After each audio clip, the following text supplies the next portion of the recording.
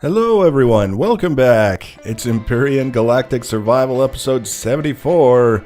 I'm Enigmius and today we're continuing, of course, with the Manta assault hover vessel build. Today we're going to start off, we're going to finish roughing in the exterior air vent structure so that we can have a general idea of what that's looking like, and we'll have an opportunity to come back later and make any adjustments that we feel are necessary, and there will be some. I know that there will be some already, but it's not the kind of thing that I feel bad about. It's just the kind of thing we're happy to let it sit for a little while. I've mentioned this countless times in the past. Leave it sit while we go work on other things, and in that extra time, when we're not thinking specifically about this part of the ship, we tend to get other ideas that we can try out and see if they work a little bit better than what we've currently got. That's one of the things that I've been doing for all of my builds throughout this series, is just giving myself an opportunity to let things sit for a little while before we declare them as finished. So that's what we're doing. And in this case, you see, messing around with some of the newer shapes that we've been given and not really happy with what they would contribute to this build in that configuration, but put a block down, put some blocks beside it, see what it looks like. If we can't use it now, we just at least file it in the back of our minds for future use. Maybe we'll come across a situation where some of those shapes are exactly what the doctor ordered, and we've got a little bit of experience working with them, so we'll know that's what we can use. In this case, we're going to fall back on some of the tried and tested methods, the classic block shapes and their different orientations with one another. You can see those blocks that we just placed down. When we come around to the left side, that little thin flat spot is exposed. I'm okay with that. Actually, I in the back of my mind, there's going to be a part of me that's going to be looking for opportunities to smooth that off, just because. But if we end up leaving it like that, I'm absolutely okay, because it looks like it makes sense in that particular location. There's always a flow, I find, and it's going to be tough to describe what I'm talking about, but if you look at those little narrow slivers that we left there, it looks as though it's flowing, the ship is flowing from front to back with the way they're left. If we have those flat spots sticking out where they would be pushing against the wind as the ship was moving, that would be a little bit more disconcerting, I think. Where they are now, the orientation that we have with them facing towards the back, I'm okay with it. So now it just becomes a question of filling in this last little section before we go over and start working on the top. And that's going to be probably the part of the ship that's most noticed when everything is said and done. I mean, we've been spending a lot of time on these cosmetic air intakes, and I'm happy to spend the time. But realistically speaking, I'm hoping that what stands out with this build is going to be what I have in mind for the top and the front of the ship, because that's going to be the part that generally gets the most attention when people are looking at it, is the front and the top. So we're going to close in this area here.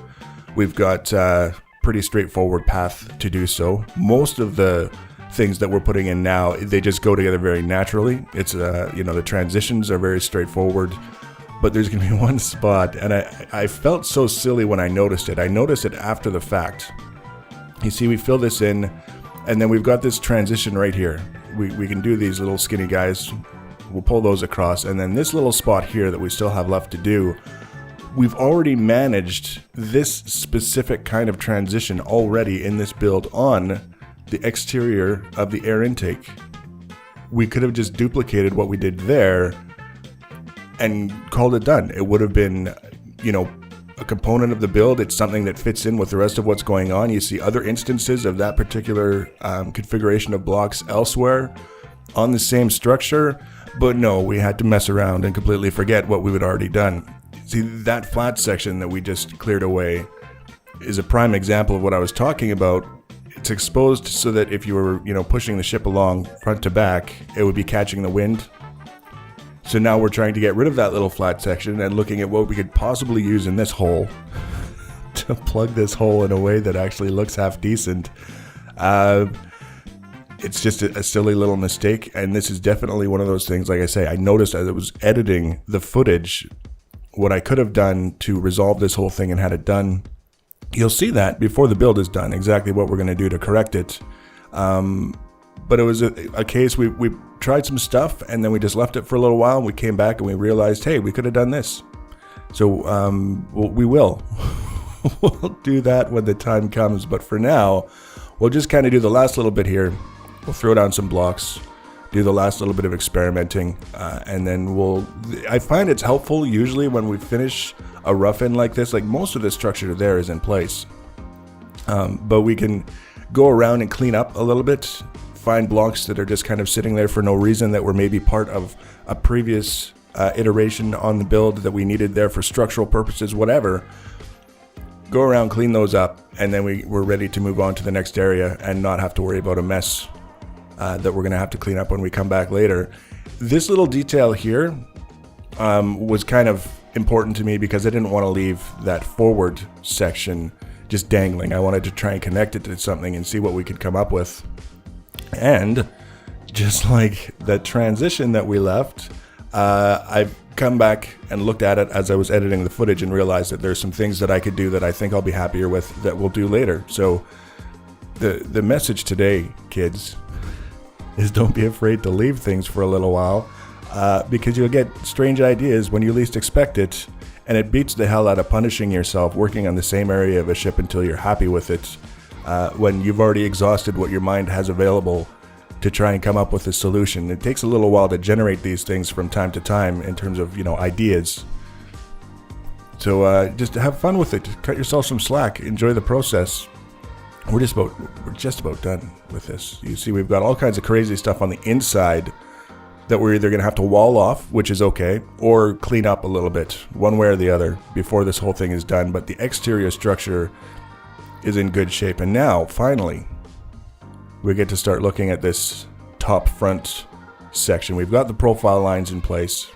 We've got everything that we need for a general guide in terms of the size and shape that we're going to be using. And in this case, I know exactly what I want to do, and I've decided that one of the better things that I could do is do both sides. I could have turned on symmetry, but this is the way I build. It's just one of those things.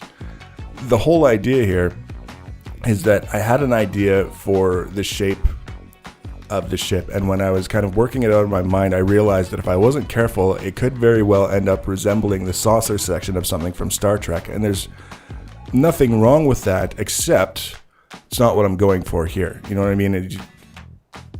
There's really no other way to describe it except to say some other time and place maybe, but for now, it's the opposite of what I was kind of aiming for with the design of this ship.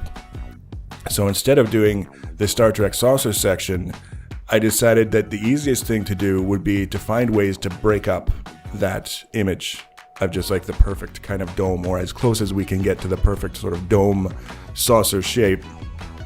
And we'll do that, in this case, first of all, by having this little channel that runs front to back that's just recessed a little bit relative to the blocks on either side of it. And you can already see that channel taking place. We've got the one side is done, and it's like a half block thickness, just that little fillet that we're working with. And then we come back around this way, and as we start filling it in, it's pretty obvious. Like, it's not a difficult thing to do. We're just basically using blocks that are offset by a half block thickness relative to one another, and then we go across and we fill it all in, and then we do the other side.